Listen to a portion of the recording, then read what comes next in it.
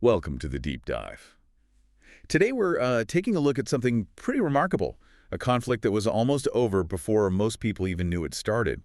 We're talking about the 2025 India-Pakistan conflict, codenamed Operation Sindoor. That's right. Happened really fast. So our mission really is to unpack those incredibly quick 4 days of military action.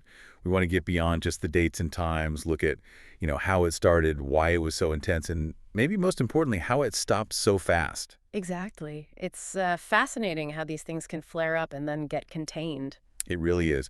And we've got some detailed source material here. Seems to cover May 7th right through to May 10th, 2025. Yeah, pretty comprehensive. So we'll pull out the key bits, try to help you understand not just what happened, but kind of why it mattered, and like you said, what kept it from becoming, well, something much worse. Okay, so let's dive in. The sources are pointing to India's Operation Sindoor. What prompted that? Was it just out of the blue, or is there more to it in the reports? Well, that's where the context from the sources is really crucial. Operation Sindoor was India's first big military move here, yes, but it was presented very clearly as a response The response to what? to the Pahalgam terrorist attack. That was back on April 22nd, 2025.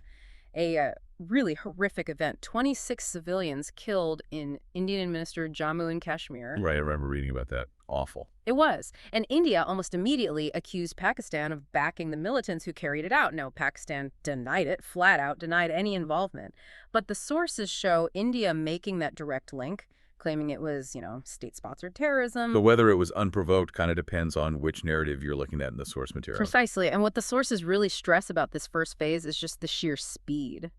May 7th, India launches these strikes, missile and airstrikes. Where were they targeting? 9 alleged militant camps. According to the reports, these were across Pakistan-administered Kashmir and also into Pakistan's Punjab province. And how long did that last? Just 25 minutes. That's what's striking, from 01.05 to 01.3 India time. So not a long campaign, more like a very sharp surgical strike to open things. And Pakistan's reaction? Immediate, equally fast, which leads us to the next pretty intense phase. You mean the air combat? Exactly. The scale of it is, well, kind of astonishing when you read the details.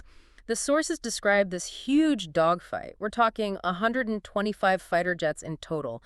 Indian Air Force, Pakistan Air Force battling it out for over an hour. 125 jets for an hour? Yeah, the reports call it one of the largest and longest dogfights in, well, modern aviation history. That's quite a statement. Absolutely incredible.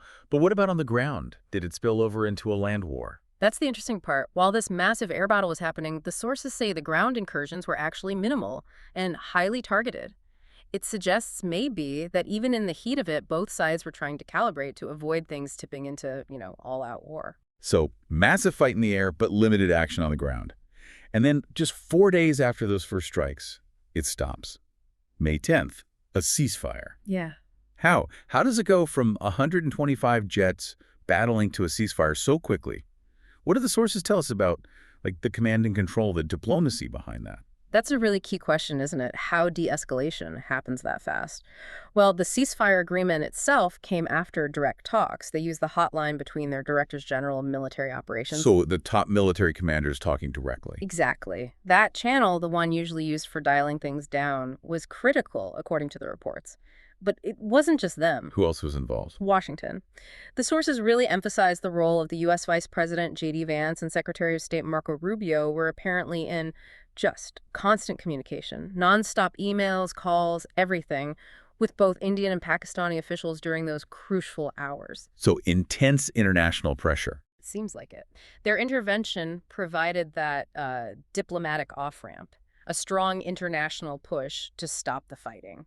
It really shows how even a very short, sharp conflict can sometimes force diplomatic action faster than maybe a long, drawn-out one. Okay, so the fighting stopped. What about the aftermath? What do the sources say happened after May 10th? Is the ceasefire holding? Mostly, yes. The reports indicate it's largely held. Commercial flights started again relatively quickly. Things returned to a sort of surface normalcy.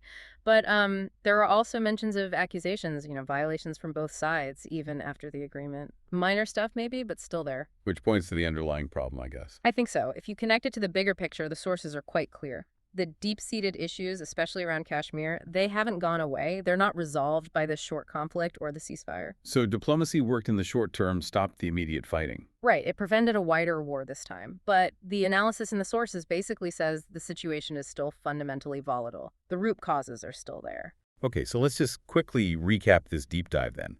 We've looked at this incredibly brief conflict. Just 4 days, May 7th to May 10th, 2025. Triggered by India's Operation Sindoor, itself a stated response to that awful Pahalgam attack which killed 26 civilians. Then we saw really intense but short combat. That huge dogfight with 125 jets really stands out. And crucially, it was halted quickly.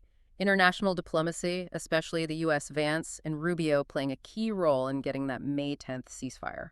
So what is this whole episode, this swift conflict and equally swift de-escalation, what does it actually tell us about maybe international relations or peace right now? That's the big question, isn't it? Even with the ceasefire holding mostly and things looking normal again, the sources stress the core issues aren't fixed. The situation is still described as volatile. So maybe the final thought for you to consider is this. What does this tell us about what peace actually means in places like Kashmir, these deeply contested regions? If the underlying problems just keep simmering, what challenges might still be waiting, just below the surface for the next spark?